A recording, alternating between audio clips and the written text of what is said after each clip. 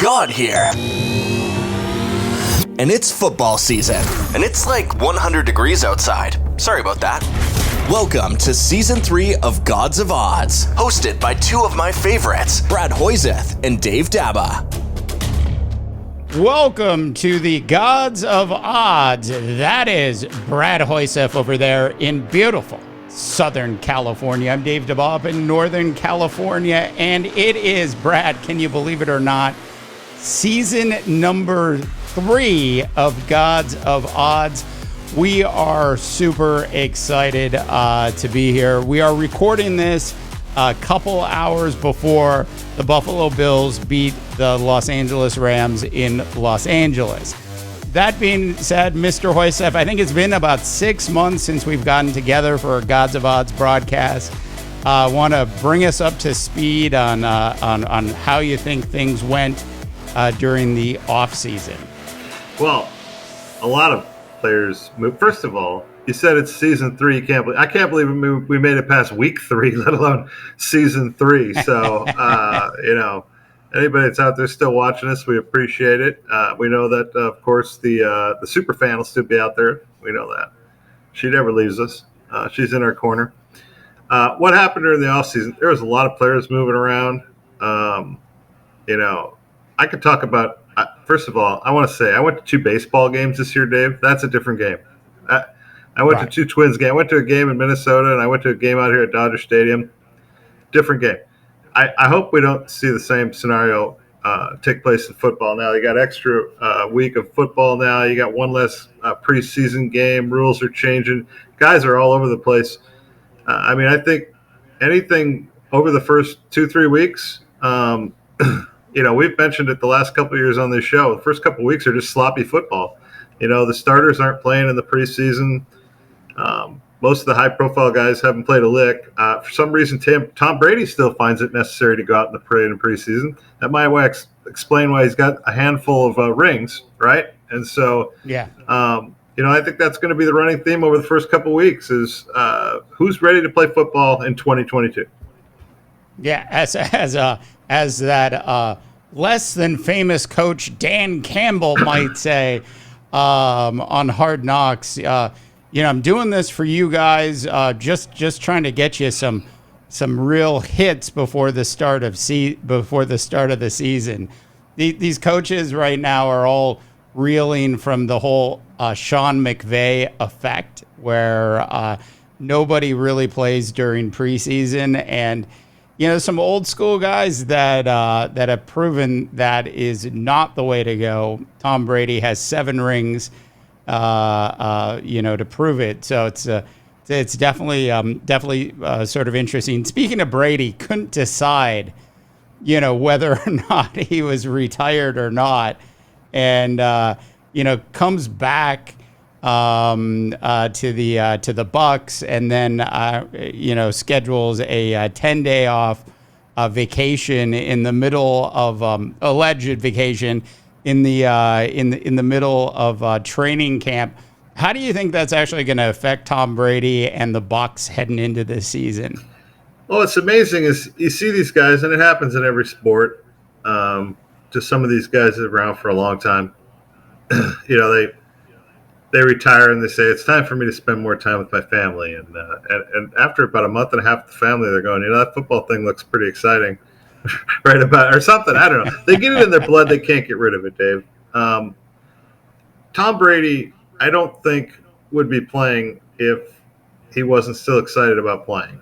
He doesn't need the money. He doesn't need any more awards. He's won everything. He led the league last year in passing yardage and touchdowns. That's, for a guy his age, he just kind of did it quietly. Like if you were in your fantasy football draft this year, what was the chances Tom Brady got taken in one of the first 10 or 12 quarterbacks? Probably very minimal, right? And so the guy just keeps plugging away. My biggest fear is the guys around him, and is Godwin going to be healthy? I love the fact that they added Rachaad White, who's one of my favorite junior college running backs. A big junior college guy, played at Mount Sac a few years ago. I think I had him rated the number 1 running back in the country at that time, and he could be a star should Leonard Fournette ever get out of the way. I bitched and moaned about the Bucs last year, I thought Ronald Jones should have been the starting running back. I thought he's a better player than Leonard Fournette, more dynamic. I don't see a lot different this year either. I think Rachaad White's a better running back than Leonard Fournette. But, again, they have a system. It works for them. Who am I to tell them who should start at running back? And, we're going to find out real quickly because they got a tough one out of the gate against the Cowboys. Well, I'll tell you who you are, Brad. You're one of two gods of odds. Now, to set this straight as we head into season number 3, Brad Hoysef over there, on his football helmet, if he had one, he'd be number 20 because he won the Gods of Odds championship in 2020. Now, not to throw some salt into some wounds here, Mr. Hoysef, but we got a rubber year this year as I pulled off last year. It did come down to the last week of the season. My helmet will say 2021 champion on it. And I'm hoping, Mr. Hoysef, I can figure out how to take you down back-to-back years. Brad, I think we have the exact same amount of wins. If I'm not, yeah. I think we both won by 3 games or something like that, if I recall, which is pretty remarkable when you think about it. The reality is that this is a pretty tough game for people to make money at. We're just having fun. We try to, give some good pointers, maybe something to think about going into the week. And we've managed to do a pretty decent job, all things considered, for a couple of guys that just put this thing together at the last minute and have a lot of fun. I mean, for those that don't know, Dave and I are longtime friends, went to college together. He was my producer for college football at the community college we both went to, and we had another guy, Ben Maller. People might know him from his days at Fox Sports Overnight. He was my color guy, and we had a lot of fun, and we've just kind of hung out for years and years, and here we are. We found ourselves back in front of the camera some 25, 30 years later, right? Yeah, and I must say, better looking now than before. But I'm using all sorts of tricky lighting to keep the wrinkles out on my end, Mr. Hoysef. One quick question, just super quick, and we can revisit this next week if you like. But if you had to pick 2 teams to be in the Super Bowl and one team to win it all this year, and I know Brad has not given this any thought at all coming into our first Gods of Odds broadcast of the season. As you know, 2 years ago, I wildly picked Jerry Jones and the Dallas Cowboys to win it all.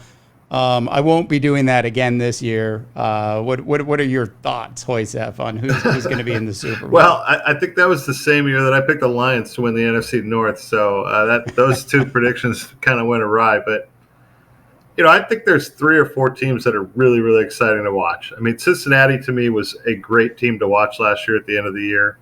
I think Buffalo is still a really special team. We're going to find out a little bit tonight. I think they're going to beat the Rams tonight, by the way. Little teaser.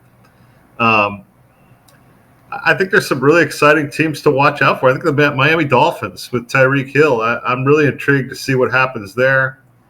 The AFC West just crazy talented. When you talk about the Chargers, the Chiefs, the Raiders and the Broncos. I mean, that's with Russell Wilson there. That's just a war every week. I think clearly the power is in the AFC. I mean, there's a lot of talent in the AFC. The NFC is a little bit more of a witch hunt. I mean, I think the Saints now have really loaded up. They've gotten healthy. Jameis Winston back. I mean, he's a turnover machine, but the guy can also put up some points, and they got a decent defense when they're playing right. I think Philadelphia now with A.J. Brown, and I think Jalen Hurts takes a huge jump as a quarterback. They've got to be considered a threat. Everybody's talking about the Vikings.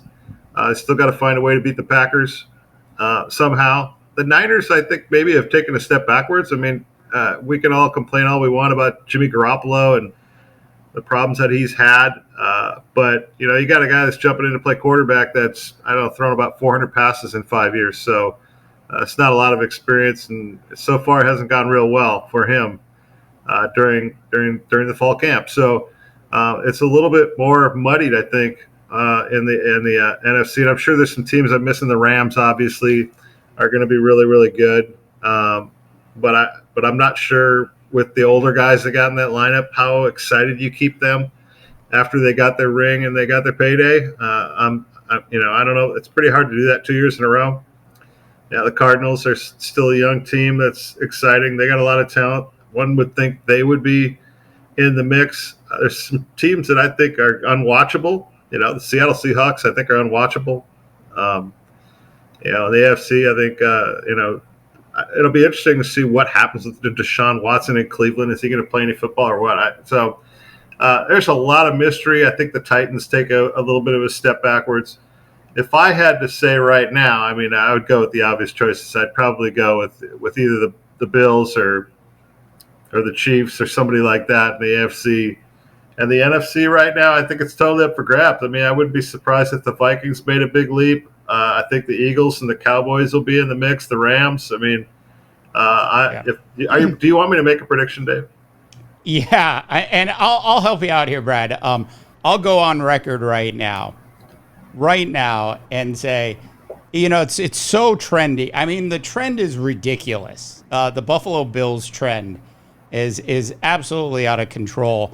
But I'm going to go ahead and agree that the Bills are going to be in the Super Bowl. I am on the NFC. I'm going to take a bit of a risk, and I would be leaning towards the San Francisco 49ers if they hadn't made a mess out of their quarterback situation. What do you want from poor Jimmy Garoppolo? Look, I'm here in the Silicon Valley, and I know, companies are always trying to get better and teams are always trying to get better, and they're always trying to make drastic moves to make that happen. But when you've got a guy that's taken you to 2 NFC championships, went into Green Bay and beat Aaron Rodgers in the snow, I just don't know how you move off of Jimmy Garoppolo yet at this stage of the game. And I can tell you right now, the local reports on Trey Lance are not great. He's wild. He overthrows players. They'll scheme it up. Shanahan will cover up a lot of the trade deficiencies along the way. So I'm still almost tempted to take the 49ers because that roster is that good in all 3 phases of the game. But I'm going to go, because it's almost like there's always a surprise team that ends up in the Super Bowl. So I am all aboard the Jalen Hurts ride right now. I'm going to go ahead and take a surprise pick with the Eagles making it to the Super Bowl and the Buffalo Bills winning it all. Okay, I'm going to go with a repeat from 1984, I want to say. I'm saying it's going to be the Bengals, and I think the Niners will get there because they still do have Jimmy Garoppolo. So it's not like until he's gone, he could be your starter in week 3, right? At a hugely discounted price. Yeah, for $24 million down to 6.5 on the base, and then, how is he going to survive? How is he going to survive? Hey, I got to tell you, the prices of houses up here, you should see our electric bill. To keep these lights purple, it costs a lot of money. All right, there you go. Those are our big Super Bowl picks on the spot. Let's go ahead and dive into it. This is our Gods of Odds Season 3 top 10 picks worth actually spending some money on. Mr. Hoysef, why don't you kick us off? All right, well, my first game is the Niners and the Bears, and the Niners are a 7-point favorite. And because I think of ultimately Jimmy Garoppolo will be the quarterback, I'm thinking that the Niners will get off to a poor start. It hasn't been a great offseason. Not a lot of positive news there. You're going into Chicago. First game of the second year of Justin Fields being the quarterback. I just feel like the Niners are a slow starter. I think 7 points is a lot of points to give up going on the road with a quarterback that hasn't played any football. And so I'm going to take the Bears. I think they got a good enough defense to keep it close. I think we see some struggles. I think the Niners win the game. I just think 7 is a little rich for my blood. Yeah. I want to be on the Justin Fields ride. I would like to. I don't like Ohio State. at all. You don't want to, yeah. Okay. Hey, No, I know. My buddy and I, on a sidebar note, we talked about this a couple of weeks ago. We were watching college football. I said, when was the last time any Ohio State quarterback was any good? I can't. Mike Tomczak? I mean, who was the last guy that was any good? How many disappointments has there been? Dwayne Haskins. Remember all the guys in a row that we have heard they're going to be the next great quarterback? Every single one of them's disappointment out of that place. Yeah. There's really like I did a bunch of shows on the Disturbance Pod where it was just analyzing each of the divisions, and then just looking at this Bears team, it was just it's just so like if there's the worst team in football heading into the season, you're sitting there thinking, well, maybe Falcons, maybe Texans. You're putting Chicago into that conversation. Your Jets. Don't forget your Jets. Oh yeah, the Jets. You're definitely going to put the Jets How about into Washington? That conversation. Washington and Seattle. There's Seattle. Yeah, you're throwing all of those guys into that conversation, and you're just like, oh my gosh, So I look at the Chicago Bears team, and I'm just like, I'm sure they got a little bit of time to get it right. The sign is when you do your roster cuts down to 53, right? And you get your cuts all the way down to 53. And then you just watch the team that picks up the most players, after those roster cuts are made and makes additional roster moves was the Chicago Bears by a landslide. So that tells you that the Bears aren't happy with who they have going into the season. That tells you that this Bears team is really not ready. And I think they're going to have the 49ers, despite what I said about Trey Lance earlier, are going to have no problems covering it all. Hey, we start out with a disagreement, huh? There you go. All right. Let's move on to my first game, which is Monday Night Football. I'm sure you can't wait for the Joe Buck debut on Monday Night Football, huh, Mr. Hoysef? Broncos speaking of really bad football, maybe the worst team on paper, the Seattle Seahawks. In this particular game, the Broncos are favored by a whopping 6.5. I don't feel like you really need to spend too much time talking about this game. I mean, when they make the trade for Drew Luck and then they get into practice with Drew Luck, and then they realize what they have with Drew Luck, and their decision is to go with I almost said Geno Torretta, Geno Smith as a backup quarterback, who's a nice backup, nice to have on a team if you need him for he's not. He's not a nice backup. Quarters. It's way better than the god awful backups the Vikings entered the preseason with, and both of those guys are gone. So I just look at this, and it's Russell Wilson's homecoming. Interestingly enough, in my fantasy football draft, Tom Brady actually went before Russell Wilson, and I was so proud of that. Like the disrespect that Russell Wilson is getting around the National Football League, not just by the players. You saw the players top 100. They had him way down.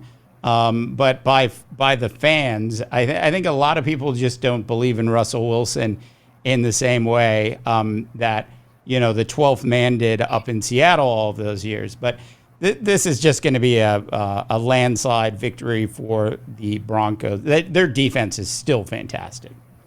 Yeah, I'm in total agreement with you here. In fact, I wonder at the end of the game who that crowd's going to be cheering for. I mean, really. They like Russell Wilson as far as I understand. I mean, the most disappointed guy in the NFL right now has got to be Tyler Lockett. Russell Wilson made him look like a star with those moonball passes, for 4 or 5 years in a row. And so I don't know how it ends up working out in Denver, but Russell Wilson played in Seattle with one of the worst offensive lines for a handful of years. And he was a human highlight reel every year. And so he finally had a little bit of a down year last year. Now they don't really have a great defense in Seattle. I think they're in a lot of trouble. I was kind of surprised Pete Carroll's still around there, but he is still around there, correct?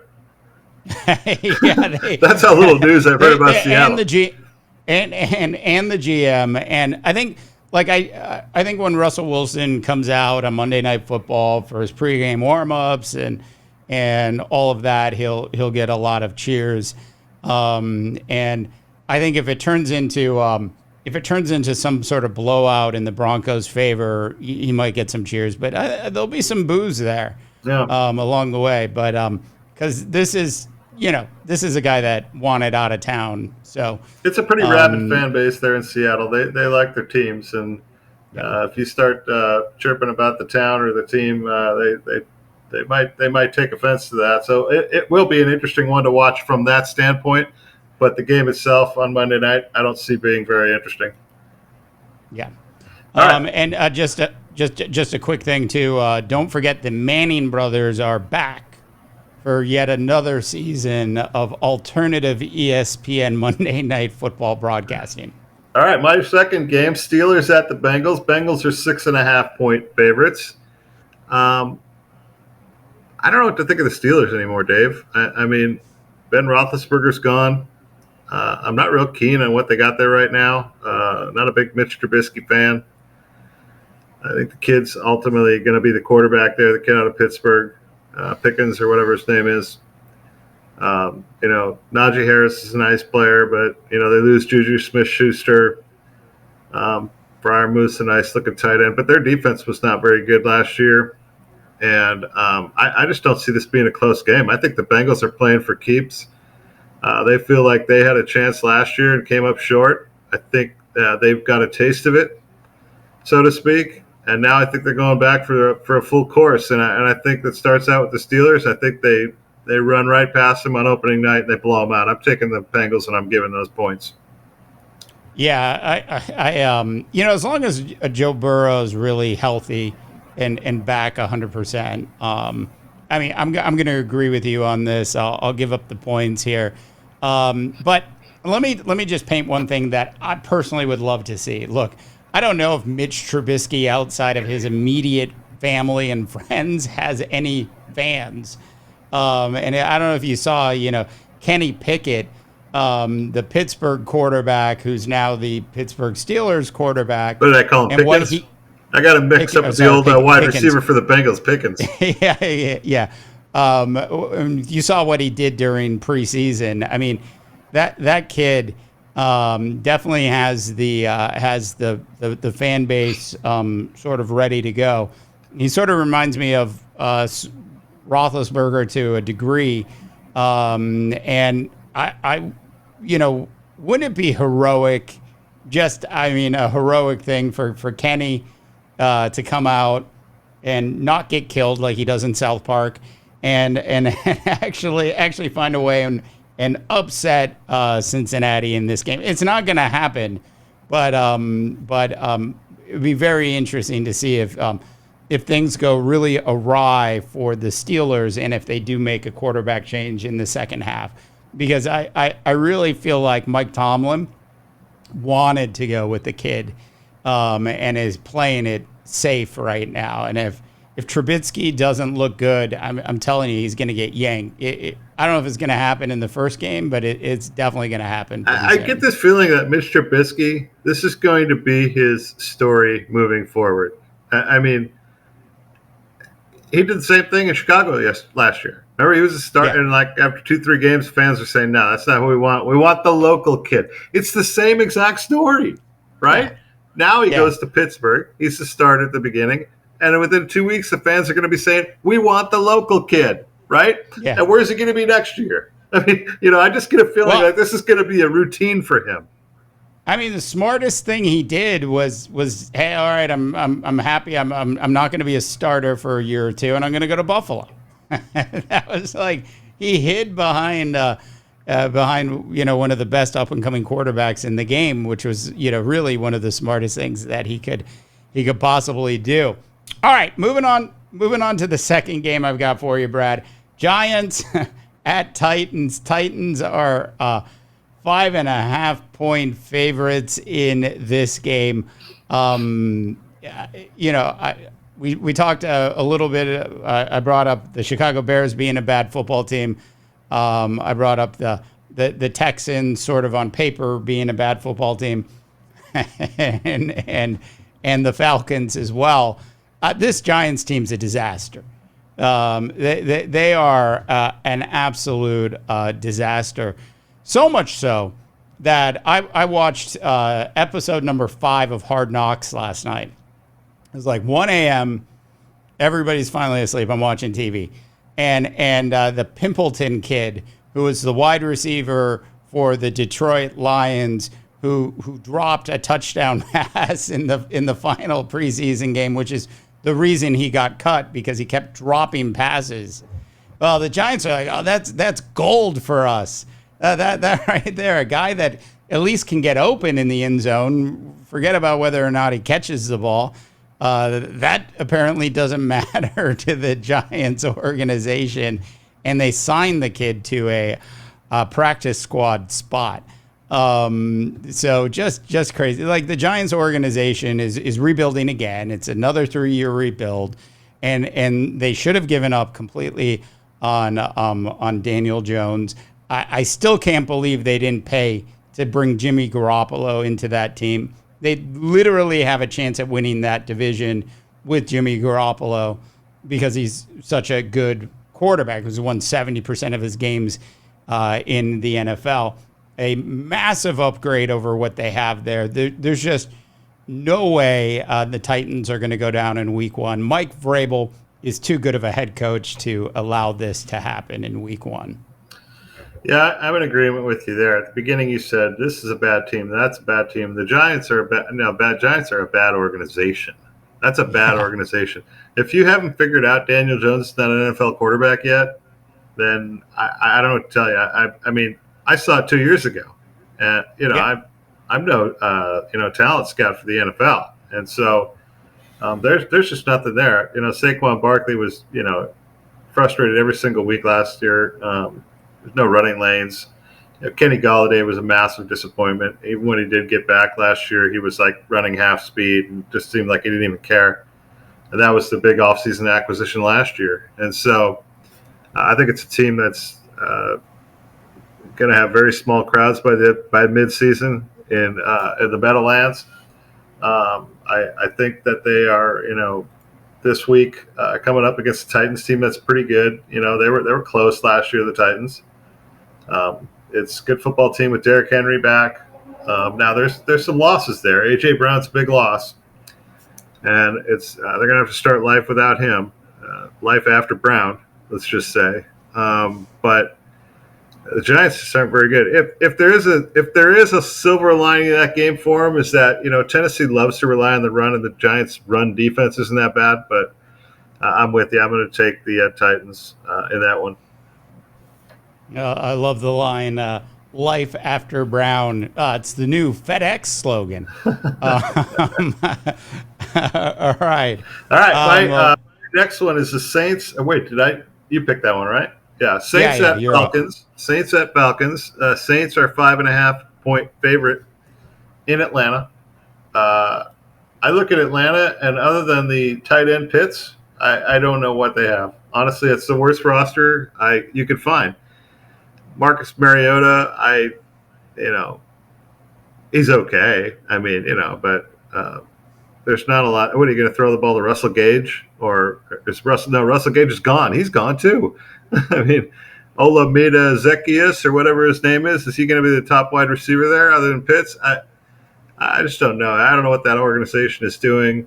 I think New Orleans has a bounce back year this year. They, if you recall, had 1 billion injuries last year. I think Alvin Kamara has a bounce back year. And I think they some of those veterans in New Orleans kind of make one last run at a long playoff run. I think they're a dark horse for a Super Bowl team. So I'm going to take the Saints. I'm going to give up 5.5. Yeah, I'm gonna join you. This was easy for me. Sort of as I sort of look at where we are at, at the start of the season. I'm not a Falcon hater this year.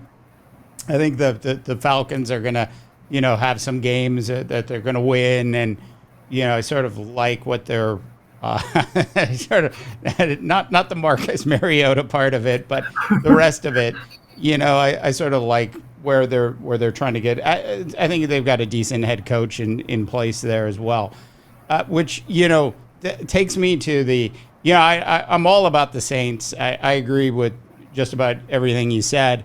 You left out an Ohio State kid. Chris Olave, right? Yeah, that's right. And Chris is was by far one of my favorite wide receivers in college football last year. So I'm looking forward to seeing, how he performs in the NFL. Winston is, he's going to throw his picks and he's going to get his yards. And, I have some questions about how healthy he really is. So we might not see the scrambling that we were accustomed to seeing with him. And when you think about what you just said, you said this Saints team could go to the Super Bowl this year. They've got enough talent. You forget that Dennis Allen is their head coach, Brad. Dennis Allen is their head coach. Could they not have done better with somebody? I know he's liked, but he had one of the worst coaching records in the history of the NFL when he was with the Raiders for his 2.5 seasons. Just Dennis Allen is the head coach. So I think, everybody deserves a second chance. I'm willing to give Dennis Allen a second. He's being handed a machine, admittedly, that he didn't get with the Raiders back then. He's being handed a team that has a lot more weapons than the Raiders did back in the day. But Dennis Allen and Jameis Winston are going to go to the Super Bowl together? I don't know. I said the dark horse, Dave. Come on. I said dark horse. We all heard it. I mean, look, they got a lot of weapons on offense. Yeah. And the defense is pretty good. Now that's provided everybody is a year later and they're the same player. I mean, obviously that changes. Guys get older and they don't have much tread left on the tire. But Winston is a wild card here. He's got to play well. We all know that he's inconsistent. That's Jameis Winston. That's who he is, right? But when you look at the weapons he's got going on, you got a Michael Thomas back this year.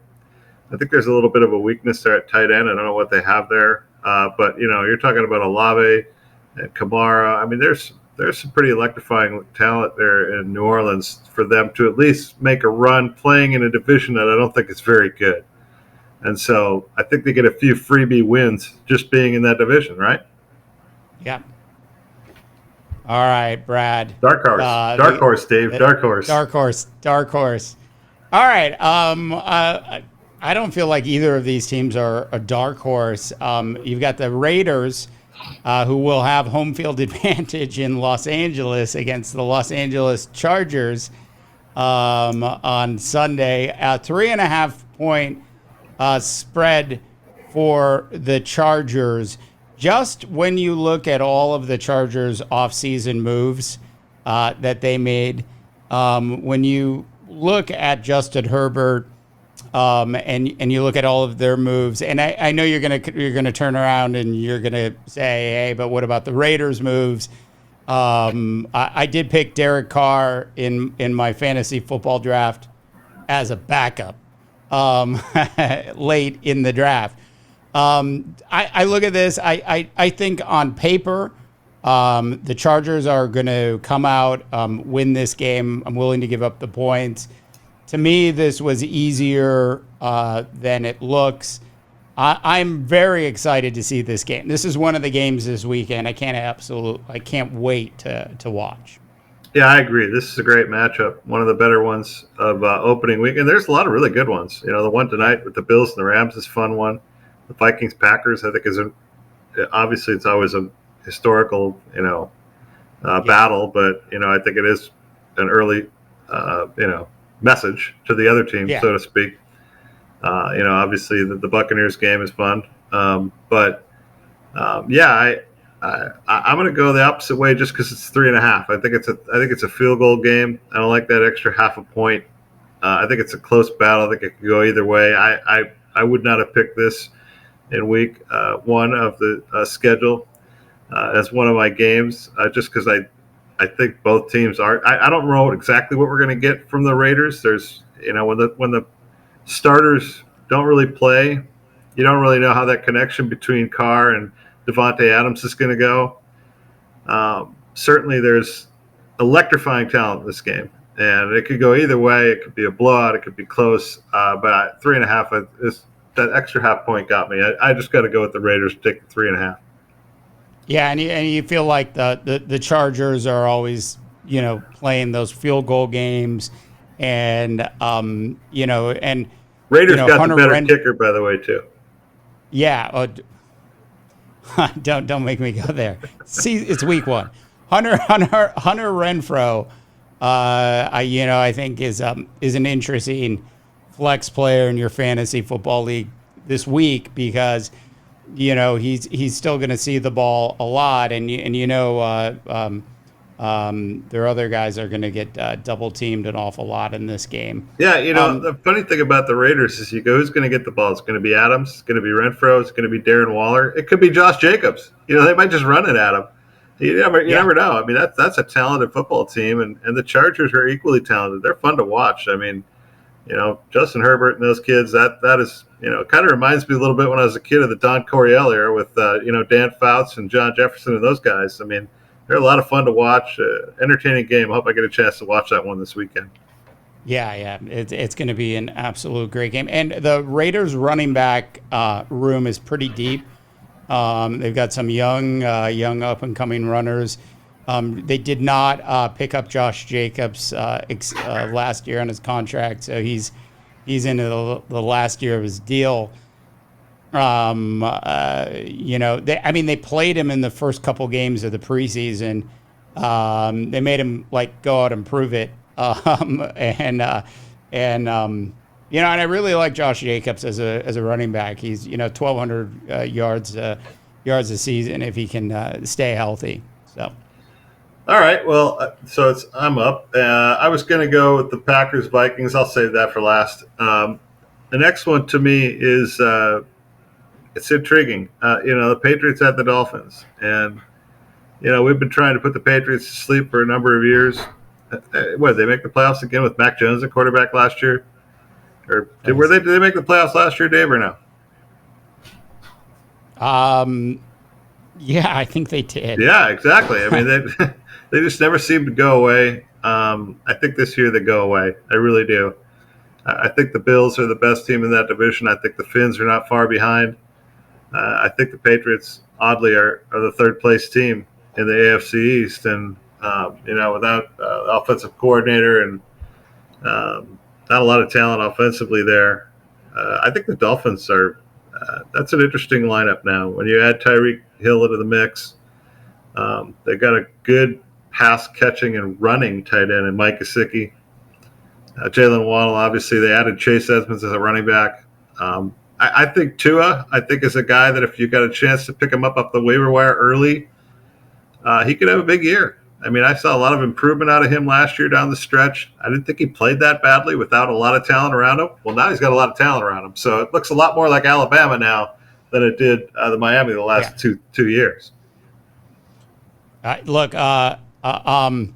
Stephen Ross, the owner of the Dolphins, was suspended during the offseason for all sorts of silliness. There's just a bunch of things I could say about the Dolphin organization. But they certainly said, talent wins out. And they went out and they brought a lot of talent onto this team. And then this might not have been their first choice as a head coach, but they got the San Francisco 49ers, Mike McDaniel.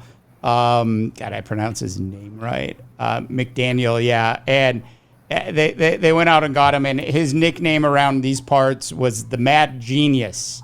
You just watch. They'll find, where Tua's gonna lack in his deficiencies on the field. They'll find ways to get Tyreek Hill the ball. I love their second-year wide receiver, Waddle. He's beat up a little bit, coming into the start of the season. They've got a really up and coming defense. This just seems like this should be an easy cakewalk win for this Dolphin team. A few years ago, I was all over Tua and on the Tua bandwagon. I've absolutely jumped off of that. I think he's a really nice backup quarterback in the National Football League at this point. Is he a guy? Is he better than Mac Jones? Probably. They're probably at like the same level there. So I'm going with the Finns as well. Yeah, I think this is do or die season for Tua. I mean, because in the past he could say, well, I didn't have a lot of talent here. Well, now they got some talent there. So it's year 3. You got to show up. And you got to start putting some numbers up. The defense has played well. Like you said, they're really talented on the defensive end of the ball. What's really limited them, remember they went on like a 7 or 8 game winning streak last year. Remember that? They got off to a terrible start. Yeah. Coach got fired and suddenly – or no, he didn't get fired. He got fired after the winning streak, correct? I mean – that's right. I remember that being a topic of conversation last year. But I think it is it's an important year for Tua. I think you've got one of the more electrifying players in the league in Tyreek Hill. You got one of the better young wide receivers in Jalen Waddle. They went out and spent a ton of money to get Chase Edmonds and I forget who else at running back. Tools are there. Now you got to go out and score some points. Absolutely. Speaking of a team that's going to score some points this year, our next game, Brad, is the Eagles at the Lions. When I was bringing up which team's going to score a lot of points this year, I wasn't talking about the Lions. The Eagles are on the road. They're giving up 4 points last time I checked on this, which just isn't that much in my opinion. What I love about Nick Sirianno, the head coach of this Eagle football team, outside of his quotes and his press conferences, is he's must-see TV in a post-game press conference for sure. But like the decision they made halfway through the season last year when they said, you know what, this isn't working, and they got away from the pass, they went back to the run. It's really one of two things that you can do in the National Football League. And they went back to the run, and that just really turned their things around dramatically for the season. And then for them to just say, screw it, we're going to go out and get A.J. Brown. Like the organization is only like 5 years off of its Super Bowl victory. They are still a well-run organization. This Philadelphia Eagles team is absolutely going to beat up on the Lions. As much as you might like Dan Campbell from his Hard Knocks performances, and as much as you might want to see, Jared Goff come back to life in Detroit, it's just not going to happen this weekend. Yeah, no, I'm total agreement there. You know how I feel about Goff. You said he could come back to life. I would say he never had one. I mean, the guy, I don't think he's ever been a good quarterback in the NFL, so I don't know where he's coming back to, but that's a woeful lineup. The only guy they got I like is Amon-Ra St. Brown, who was a nice young wide receiver for them last year. Decent young tight end they got there, but it's not a complete lineup, and I think Philadelphia has got a lot of pieces in place now. And add A.J. Brown, and that just gives Herberts another weapon, and his legs are a big weapon. And so the running game was fantastic last year. Now they got some passing game to go along with it. Got to find a little defense, but I'm with you. I'm taking the Eagles in that one. Yeah, Devontae Smith is just, he's going to have a breakout year, I think, as well.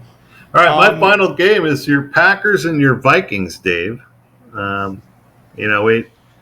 People out there, they know that Dave and I both natives of the 10,000 Lakes. By the way, I spent 2 days in Wisconsin this year, Dave, up there in the summer. Went to a buddy of mine's cabin. Nice. Got a little taste of Wisconsin life. Had one of the great burgers of all time. I think it was called the Milwaukee Burger Company. Unbelievable. But it's the Packers at the Vikes. Pack is a 1-point favorite. I always hesitate to bet on the Vikings. Yeah. People are going to say we're homers, that we're taking our home team. The Packers lost one of the best wide receivers in the league during the offseason, and I never saw Aaron Rodgers in anything but a T-shirt during the preseason. So who's going to be the guy there? I mean, is it going to be Alan Lazard? They got a couple of rookies that showed some promise. Who's going to catch the ball? Is Robert Tonyan going to be back and be healthy? They kind of went jumbo running back last year with Aaron Jones and the other kid, Dylan. But what concerns me, and we've talked about this in the opening, was just the lack of practice and the lack of reps. And that concerns me. Going to Minnesota, a team that is really excited to start the season. There's new enthusiasm, there's new optimism, there's new leadership, there's new coaching. The Vikings are really excited, and I got to take the Vikings this one. I'm a little surprised the Packers are favorites on the road. Yeah. Look, the first week of the season is the first couple of weeks of the season is especially. Since, half of these teams, more than half of these teams aren't really playing anybody in the preseason anymore. It's hard to tell what you have. The deficiencies at wide receiver are going to be, sort of challenging. I have all sorts of questions about the Vikings' new 3-4 defense and whether or not it's really a 3-4 defense. You just watch, Brad. Tell me how many times during the game, there's really only 3 people on the defensive line there. That being said, I am excited about the new coaching staff, the new defensive coordinator, obviously the head coach, and some of the changes that they've made on a personnel side. I'm just not sure what they have. I'm worried about Green Bay sort of going in the opposite direction with their running game. Running the ball right down their throats. And if I were the Packers and I were game planning for this, that'd be a big part of my strategy early on before I unleashed Aaron Rodgers. So I'm worried about this game, but it's a home game. A lot of positives on the Viking side. I think if the Vikings can get out ahead early, then this is a game that they should win. Yeah, I mean, let's not forget, not only did they lose Devontae Adams, though, they also lost Marquez Valdez-Scantling, who I think may have become the number 1 guy had he hung around.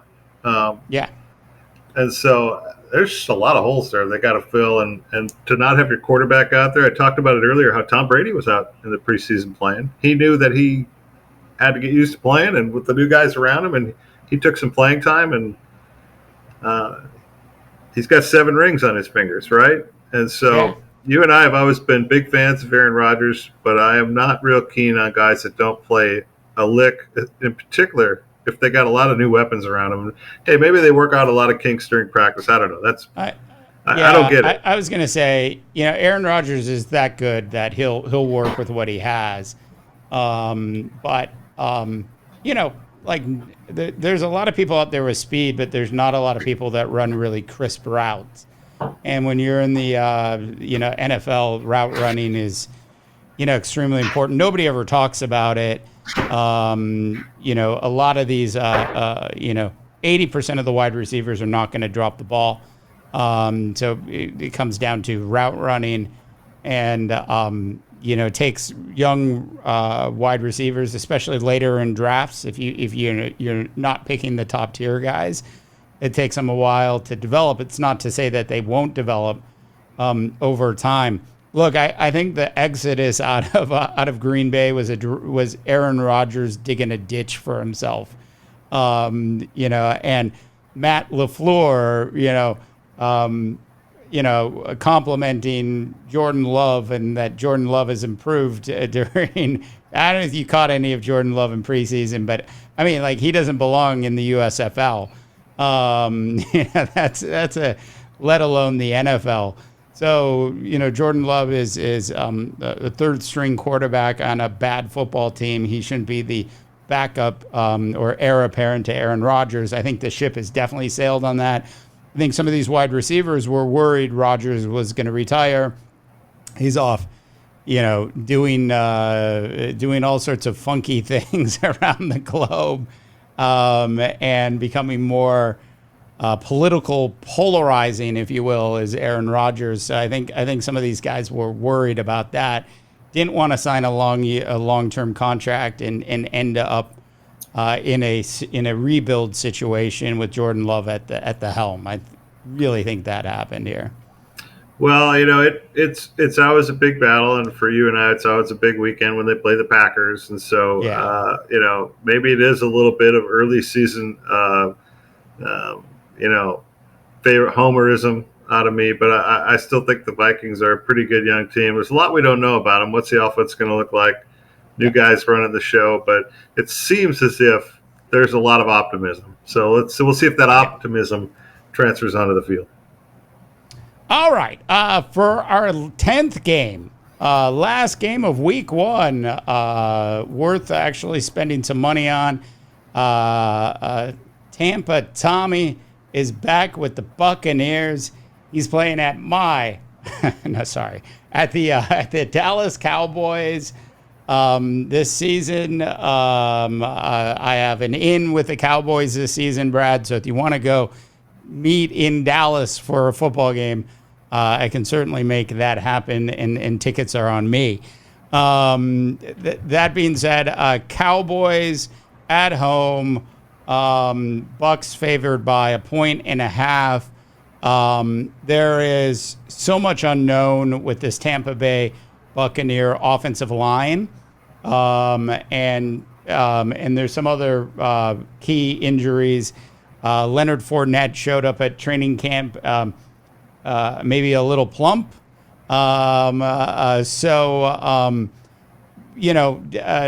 Dallas Cowboys, parted ways with Amari Cooper, primarily because Amari Cooper wasn't there for 2 games last year because he refused to take a vaccine. Jerry Jones was not happy about that at all, and decided, he'd had enough with Amari Cooper.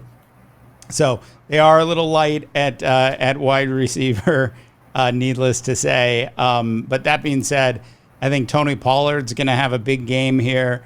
And notice how I didn't say Ezekiel Elliott is going to have a big game. Dak Prescott's one of those guys. You can put him on a bad football team, and you'll hate this statement, but Matt Ryan for a long time made that Atlanta Falcons organization a lot better than it probably was. Dak Prescott's, also a very good leader, a very good quarterback. And he can, overcome a lot of the deficiencies that they might have on the offensive side of the ball early in the season. On the defensive side of the ball, obviously they let Gregory go. That was a money issue more than anything, and they just got outbid on that. Plus, he didn't play in like half of the games he was paid for to begin with. So I'm going with the Cowboys. This was a hard game for me to pick. I'm picking against Tampa, Tommy. I'm taking the Dallas Cowboys. I have extra insight this year into the Dallas Cowboys, Brad, and I'll leave it at that. And I'll go ahead and pass it over to you. Yeah, I went the other direction on this one. I'm not entirely sure why. I think these are both these teams have some question marks.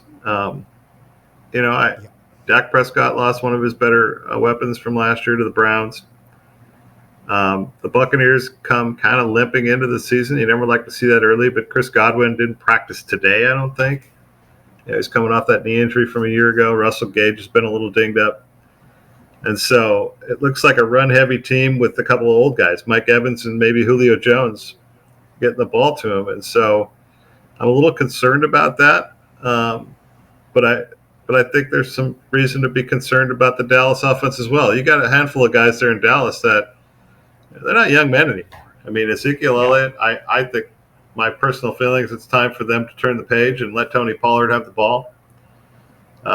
Michael Gallup, I don't think he's playing. And so, Zach Martin is not young anymore, and Tyler Smith's not young anymore, and all these guys that we've heard about for years and years and years, and I just don't know what team's going to show up. Now, their defense is fun to watch. I mean, anytime you have Micah Parsons and Trevon Diggs and some of those guys, DeMarcus Lawrence, that's a fun defense to watch for the Cowboys, and I think that could be a problem for Tom Brady. But I did go with the Bucs and the 1.5. I think it's a field goal game, and I flipped a coin and took the Buccaneers. All right, there you have it, North America. That is our top 10 National Football League games worth picking for Week 1 of your NFL season. Any final comments before we get out of here, Mr. Hoysett? Well, it's been a long, tiring. Ben, it's hot. It's hot here, Dave. That's the conversation. You go to the grocery store, that's the conversation. You go to the barbershop, that's the conversation. I went to the barbershop today, by the way. Nice. No matter where you go, it's hot and sticky. I'm sure it's really hot and sticky up where you are, but man, it'll be nice to get a little break. They say it's supposed to start cooling down come Saturday. We'll see if that has an effect on any of the football games out west. The Rams-Bills tonight ought to be fun to watch, but I'm just excited. It's the first week of the season. Our fantasy football teams are all picked. Everybody's jacked up and think they got a great team, and half of them will be disappointed after 3 weeks. So it's another football season. It's glad to be back with you, and hopefully we have a good, steady, rounds of picking every single week here, where we make people a little bit of money. Yeah, very well said, Brad. I was taking my dog Rocky for a walk in 105-degree weather yesterday, and I noticed my one of my neighbors, his Buffalo Bills flag was down. It is taking it down, and I will be watching for him tonight and his entire family as they decided, I know, to drive down to LA for the Bills game tonight. Buffalo is going to shell out tonight. I'm telling you, that stadium is going to be full of the Bills Mafia. I'm a big Josh Allen guy, so I'm right there with you. Yeah. All right. Well, I want to thank everybody for tuning in to our first Gods of Odds episode for season number 3. That is Brad Hoysett over there in beautiful Southern California. I'm Dave DeBaugh with the Black Mamba hoodie on up here in hot Northern California. Wishing you all a tremendous rest of your sports viewing week.